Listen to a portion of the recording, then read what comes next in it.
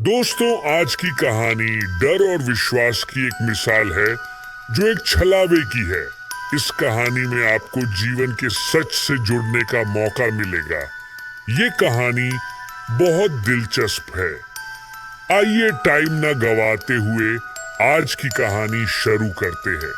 अगर आपको हमारी वीडियो अच्छी लगे तो हमारे चैनल को सब्सक्राइब जरूर करें। राजू अपने घर से ससुराल के लिए निकलता है। राजू को अपने घर से ससुराल पहुंचने में लगभग 2 घंटे लगते थे। राजू ने ससुराल जाने के लिए शुक्रवार का प्लान किया। सुबह वह अपने काम पर गया और शाम को 4 बजे काम बंद कर वह अपनी बाइक से ससुराल के लिए निकल पड़ा। चलते चलते रात के लगभग 6:30 बज चुके थे। वह अपने ससुराल से महज आधे घंटे की दूरी पर था। रास्ता काफी सुनसान था और जंगल के बीच से रोड थी। रात पूरी घिरने पर आ चुकी थी। चारों ओर अंधेरा था। बस बाइक की लाइट का जितना उजाला था बस वही था। आसपास कोई गांव भी नहीं था और इस रास्ते में, इस अंधेरे में किसी इंसान का मिलना भी मुश्किल था। राजू अपनी धुन में बाइक चला रहा था। तभी रास्ते में एक आदमी ने राजू से लिफ्ट मांगी। पहले राजू ने उसे अनदेखा किया और आगे बढ़ गया। तभी राजू ने ये सोचकर बाइक रोक दी कि वो उस ओर ही जा रहा है। इंसानियत के नाते किसी की मदद ही सही, ये सोचकर नीरज ने उसे लिफ्ट दे दी। थोड़ी दूर चलने के बाद वह आदमी राजू से बोला, बीड़ी मिलेगी क्या? इस पर राजू ने मना करते हुए अपना सिर हिला दिया। क्योंकि राजू बीड़ी नहीं पीता था, वह आदमी फिर बोला, बीड़ी मिलेगी क्या? राजू को लगा शायद उसने पहले नहीं समझा। इस पर राजू बाइक की स्पीड थोड़ा कम करके बोला, मैं बीड़ी नहीं पीता, मेरे पास बीड़ी नहीं है। इस पर वह आदमी झट से बोला, अगर बीड़ी नहीं है तो सिगरेट ही दे दो। राजू ने उससे कहा, मैं कुछ भी नहीं पीता हूं। इस पर वह आदमी गुस्से से बोला, अगर बीड़ी नहीं है तो मुझे साथ में लेके क्यों आए? उतार दो मुझे यही। यह सुनकर राजू को बहुत अजीब लगा।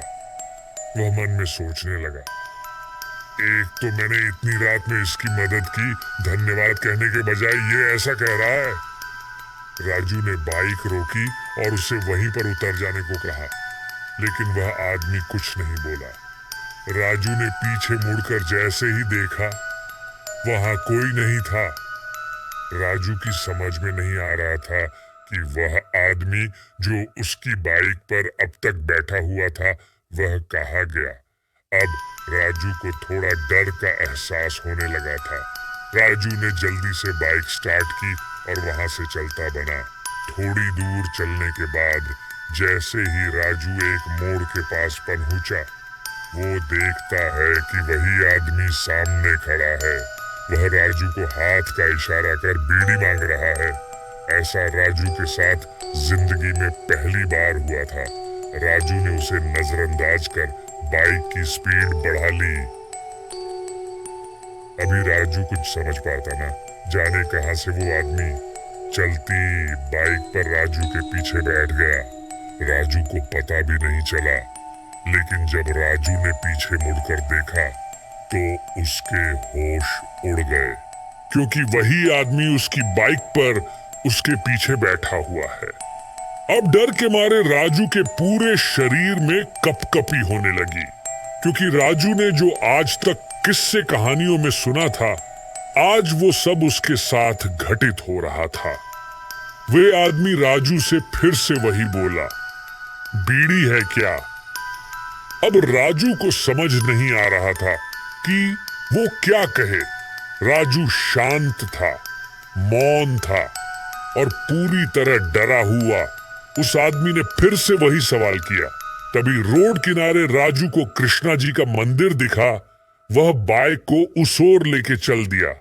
वहां पर पहुंचकर उसने पूरे जोर से ब्रेक लगाया और जैसे ही वो पीछे मुड़ा, वह आदमी फिर गायब हो गया।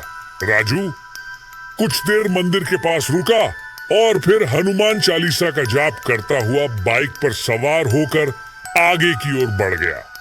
राजू पूरी तरह डरा हुआ था, लेकिन हनुमान चालीसा का जाप करता हुआ वह अपने ससुराल पहुंच गया। वहां पहुंचकर उसने सारी बातें अपने ससुराल में बताई।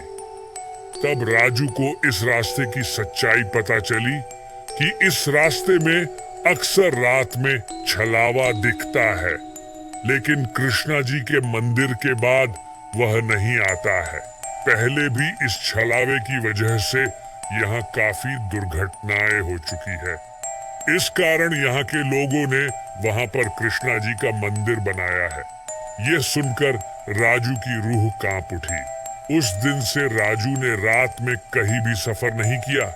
दोस्तों, ये थी एक छलावे की कहानी जो सच में घटित हुई थी।